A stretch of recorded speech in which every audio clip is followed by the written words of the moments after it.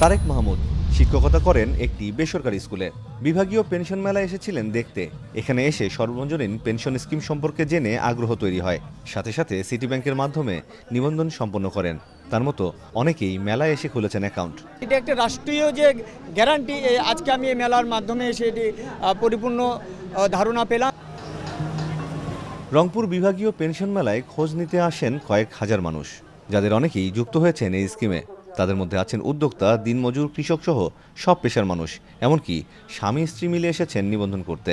আমার ভবিষ্যতের পরিকল্পনার জন্য, ভবিষ্যৎ সুরক্ষার জন্য এই ধরনের উদ্যোগ থেকে অর্থনৈতিকভাবে সুবিধা পাবে বলে আমি মনে করি। পেনশন মেলায় ১২৫টি স্টলে দিনভর মিলেছে সর্বজনীন পেনশন সংক্রান্ত বিভিন্ন সেবা। ব্যাংক, এনজিও সহ বিভিন্ন আর্থিক প্রতিষ্ঠান, ইউনিয়ন, ডিজিটাল সেন্টার সেবা দিয়েছে মেলায়। নমিনি আইডি কার্ড দরকার, অথবা নমিনি যদি হয়, যদি ছোটো হয় তাহলে তার জন্মসনদ দরকার, তার একটা ব্যাংক অ্যাকাউন্ট নাম্বার দরকার।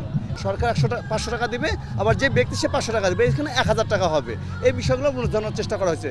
সর্বজনীন পেনশনটা বাস্তবায়ন করার লক্ষ্যে আমি একজন উদ্যোক্তা হিসাবে আমি কাজ করতেছি। অনেকেও আসতেছে, তারা জানে না বিষয়টা, জানানোর জন্য যেটা করা দরকার, ব্যানার, ফেস্টুন, প্রচারণা, এগুলো আমরা চালাচ্ছি।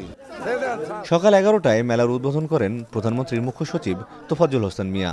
পরে পেনশন নিয়ে আগ্রহীদের নানা প্রশ্নের উত্তর দেন তিনি। আগামী দিনে রংপুরে একটা বিশাল জাগরণ তৈরি হবে এই পেনশনের কার্যক্রমের মাধ্যমে, এবং সমাজের সবচেয়ে পিছিয়ে পড়া মানুষ সবচেয়ে বেশি উপকৃত হবে এই পেনশনের কার্যক্রমে।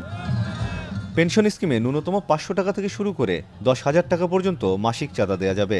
এ মেলায় নিবন্ধনকারীরা ছাড়াও এ পর্যন্ত রংপুর বিভাগে সর্বজনীন পেনশনের আওতায় এসেছেন 28,000 মানুষ। সারা দেশে এই সংখ্যা 1,20,000-এর বেশি।